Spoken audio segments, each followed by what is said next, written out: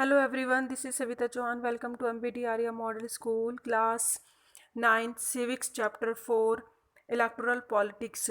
इस वीडियो में स्टूडेंट हम डिस्कस करेंगे MCQ जो कि रिलेटेड योर टॉपिक्स हैं और आपको आइडिया भी हो जाएगा, एग्जामिन भी कर सकते हो आप अपने आप को कि आप कितने क्वेश्चंस के आंसर दे सकते हैं और आपको किस टाइप के क्वेश्चंस हैं जो आपके टॉपिक से आ सकते हैं।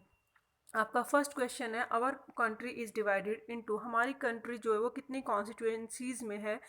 तो आप 543 में लगाएंगे क्योंकि जो भी लोकसभा के या पीएम के इलेक्शंस होते हैं तो जितनी भी कॉन्स्टिट्यूएंसीज पे कैंडिडेट कॉन्टेस्ट करने के लिए खड़े होते हैं इलेक्शन को, तो वो सीट्स हैं हमारी 543 कॉन्स्टिट्यूएंसीज हैं जहाँ से अलग अलग एमएलए वो जो हमारे एमपीज़ हैं वो खड़े होते हैं। तो अब है the minimum age require for being a voter, voter बनने के लिए एज कितनी होती है। तो 18 है, वो आप अच्छी तरह से जानते हैं। नेक्स्ट क्वेश्चन है, who appoint the chief election commissioner of India, India के जो इलेक्शन कमिश्नर हैं उनको कौन उनको कौन सिलेक्ट करता है, अपॉइंट कौन करता है, प्रेसिडेंट ऑफ इंडिया। लेकिन जो इलेक्शन कमिश्नर है वो एक बार अगर इलेक्ट हो जाते हैं तो अपॉइंट हो जाते हैं, सॉरी इलेक्ट नहीं अपॉइंट हो जाते हैं, यानी प्रेसिडेंट ऑफ इंडिया अगर उसको अपॉइंट कर ले तो उसके बाद ये इसके अंडर काम नहीं करते हैं, अपना इंडिपेंडेंट काम करते हैं, प्रेसिडेंट के लिए काम नहीं करते हैं, ना तो उनको कोई जवाब देने के लिए जिम्मेदार हैं किसी के लिए, किसी भी चीज़ के लिए। नया युद्ध, ये जो वर्ड है ये किसने लैड करा था, ये इन्होंने रेवोल्यूशन चलाया था कांग्रेस पार्टी के लिए। ये थे चौधरी देवीलाल, जो कि आपने फर्स्ट पेज में पढ़ा था कि उन्होंने अपनी एक पार्टी बनाई थी उनके अगेंस्ट कांग्रेस पार्टी के, और उन्होंने फिर चुनाव यानी इलेक्शन लड़े थे। नेक्स्ट क्वेश्चन है, विच of these not a feature of Indian democratic, Indian democratic के फीचर्स में कौन सा ऐसा फीचर है जो नहीं आता है।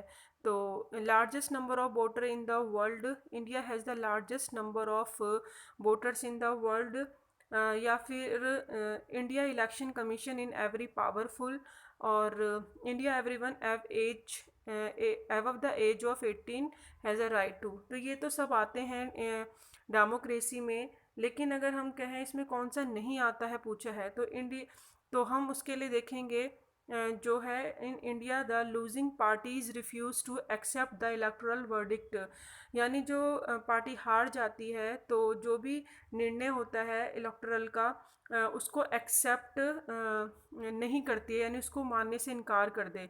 तो ऐसा डेमोक्रेसी में नहीं है, सभी पार्टी जो हैं एक्सेप्ट करती हैं जो भी निर्णय लेते हैं इलेक्शन कमीशन में, जो भी निर्णय होता है। तो आप इस पर टिक लगाएंगे कि ये फीचर नहीं है, किसका, ये फीचर नहीं है डेमोक्रेसी का। कॉन्स्टिट्यूंसी जो टर्म है इसका मतलब क्या होता है, इसका मतलब होता है जो एक पर्टिकुलर एरिया होता है जहाँ पे जो वोटर्स होते हैं वो इलेक्ट करते हैं अपने रिप्रेजेंटेटिव को, या तो वो लोकसभा के इलेक्शन होंगे या विधानसभा के इलेक्शन होंगे। तो जो एक एरिया होता है पर्टिकुलर जहाँ से इलेक्शन लड़ने वाले खड़े होते हैं उसे कॉन्स्टिट्यूंसीज कहते हैं, ये आपको पता होना चाहिए। नेक्स्ट है, in India election for which of these bodies are held after 5 years, यानी 5 साल के बाद जो इलेक्शन होते हैं वो किसके होते हैं, लोकसभा और विधानसभा के, यानी जो पीएम के और जो सीएम के होते हैं स्टेट के, और जो उसके होते हैं पीएम की सीट के लिए, तो 5 साल के में इलेक्शन होते हैं। नेक्स्ट है, what is an election held for only one constituency, अगर ऐसा कौन सा इलेक्शन होता है जो एक कॉन्स्टिट्यूंसी के लिए किया जाता है, अगर वो वैकेंसी यानी खाली हो जाती है ड्यू टू, किसकी वजह से, डेथ की वजह से, या रेजिग्नेशन ऑफ मेंबर, किसी मेंबर ने कोई रिज़ाइन दिया हो या फिर उसकी डेथ हो गई हो, तो कोई सीट खाली है जब उसके लिए इलेक्शन होते हैं तो उसे हम क्या कहते हैं, उसे हम बाय इलेक्शन कहते हैं।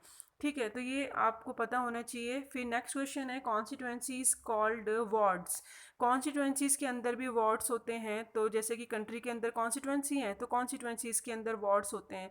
तो जो वार्ड्स के लिए इलेक्शंस होते हैं तो उसको हम आप क्या बोलेंगे उसको, हम ये वार्ड जो सब वर्ड है वो कहाँ के लिए, पंचायत म्यूनसिपल बॉडीज़ के लिए है।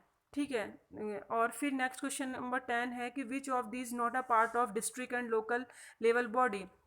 तो लोकसभा ये डिस्ट्रिक्ट और लोकल लेवल बॉडीज़ की जो गवर्नमेंट होती हैं वो इस लोकसभा में नहीं आती हैं, तो ये आप अंडरलाइन इसको करेंगे।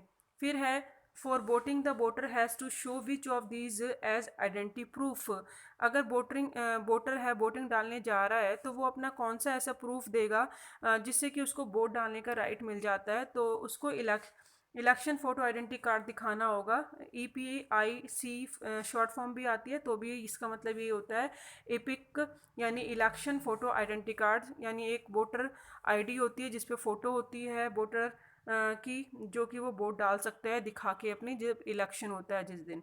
What is the detail candidates have to give legal declaration before contesting elections. अगर इलेक्शन होते हैं, ठीक है, तो उससे पहले जो कैंडिडेट होता है अपनी कौन कौन सी डिटेल करनी पड़ती हैं, यानी उसको ये सारी डिटेल देनी पड़ती हैं, अपनी क्वालिफिकेशन एजुकेशनल कितनी है उसकी, उसकी असेट्स कितनी है, उसकी लायबिलिटीज़ कितनी है कैंडिडेट्स की, उसकी फैमिली की, यानी उसके पास कितनी संपत्ति है और कितनी उसको अभी किसी को कुछ देना तो नहीं है, देनदारी कितनी है, उसके सीरियस क्रिमिनल केस अगर पेंडिंग है अगेंस्ट दैम उसके ऊपर, तो वो सारी डिटेल्स देनी पड़ेंगी उसको। तो आप इस पर टिक लगाएंगे ऑल द एबव। नेक्स्ट है name the body which conduct the election in India. Election कौन कराता है? इलेक्शन कमीशन कराता है, और ये इंडिपेंडेंट है। इलेक्शन कमीशन किसी के नीचे काम नहीं करता है, ये स्वतंत्र है अपने काम करने के लिए। वैन ऑन इलेक्शन ड्यूटी, जब इलेक्शन की ड्यूटी होती है, under those control does the government officer work. तो जो किसके कंट्रोल में जो गवर्नमेंट ऑफिसर की ड्यूटी लगती है वो किसके अंडर में काम कर रहे होते हैं? इलेक्शन कमीशन के। तो उस टाइम पे जो गवर्नमेंट ऑफिसर होते हैं वो किसी की बात नहीं सुनेंगे, किसी के इंस्ट्रक्शन नहीं सुनेंगे, सिर्फ इलेक्शन कमीशन की सुनेंगे जब उनकी ड्यूटी इलेक्शन कमीशन में लगती है गवर्नमेंट ऑफिसर की, क्योंकि उस टाइम पे वो गवर्नमेंट के एम्प्लॉयड नहीं है, इलेक्शन कमीशन के हैं। इनकम्बेंट मीन्स क्या होता है? इसका मतलब होता है current holder of political office, यानी जो करंट पोजीशन है पॉलिटिकल में किसी की भी किसी ऑफिसर की, तो उसे हम कहेंगे कि वो इनकम्बेंट यानी सिटिंग इस टाइम पे उसकी जो पोजीशन है कहाँ पर है, तो आप ए पे टिक लगाएंगे। नेक्स्ट है इलेक्शन कमीशन इज़, क्या है इलेक्शन कमीशन? वो इलेक्ट होकर आता है, अपॉइंट होकर आता है, या इंडिपेंडेंट बॉडी है? तो आप उसको बोलेंगे कि election commission is an independent body और अपॉइंटेड बॉडी, यानी वो अपॉइंट होकर आता है जो कि प्रेसिडेंट करते हैं, और इंडिपेंडेंट बॉडी है, तो आप डी पे टिक लगाएंगे कि दोनों हैं, ठीक है, क्योंकि वो किसी के अंडर काम नहीं करता, इसीलिए इलेक्शन को इंडिपेंडेंट बॉडी कहा जाता है, यानी वो स्वतंत्र है। Which of the following statement is incorrect, कौन सी स्टेटमेंट गलत है? यानी ये गलत है क्योंकि 21 कैन वोट इन इलेक्शन, जितने भी सिटीज़न हैं उनकी एज 21 है इलेक्शन के अंदर वोट डालने की, तो ये गलत है क्योंकि 18 है ना जो कि डिसाइड की गई है कि जो वोट डाल सकते हैं, तो ये स्टेटमेंट गलत है। Next statement, what is the age of person who can contest election, जो इलेक्शन कर सकते हैं लोकसभा में खड़े हो सकते हैं, कॉन्टेस्ट यानी जो इलेक्शन में खड़े होंगे उनकी एज कितनी होती है? 25 ईयर।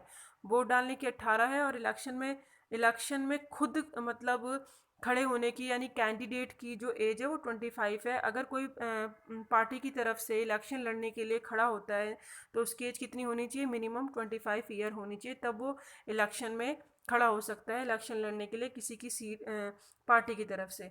रिजर्व कॉन्स्टिट्यूंसीज क्या है? एंश्योर क्या करती हैं? अगर रिजर्व कॉन्स्टिट्यूंसीज का मतलब क्या है? Proper representation to the weaker section of society, यानी सोसाइटी की जो वीकर सेक्शन है ये उनके लिए है, और इन्हीं सीट्स पे जो है वो जो भी वीकर सेक्शन के लोग हैं सिर्फ वही इलेक्शन के लिए खड़े हो सकते हैं, और प्रॉपर जो उनका रिजर्वेशन है तो वही उस पर इलेक्शन लड़ते हैं। तो ये आप वीकर सेक्शन ऑफ सोसाइटी पे टिक लगाएंगे कि रिजर्वेशन का मतलब है जो पिछड़ी OBC SC ST हैं उनके लिए वो रिजर्वेशन करी हुई है, और उन्हीं पे वो इलेक्शन लड़ेंगे उसी जाति के लोग, चाहे वो SC हों ST हों या फिर OBC हों। स्लोगन ये किसने दिया था? गरीबी हटाओ, ये दिया था इंदिरा गांधी ने। गरीबी हटाओ स्लोगन दिया था 1971 में, जब उन्होंने कांग्रेस के इलेक्शन लड़े थे, और इसके ऊपर उन्होंने अपना मेन मोटिव रखा था। तो ये MCQs थे जो आपके टॉपिक से रिलेटेड है, ये आप एक बार ध्यान से देख लीजिए और इनको लर्न कर लीजिए। Thank you so much, keep watching, keep learning.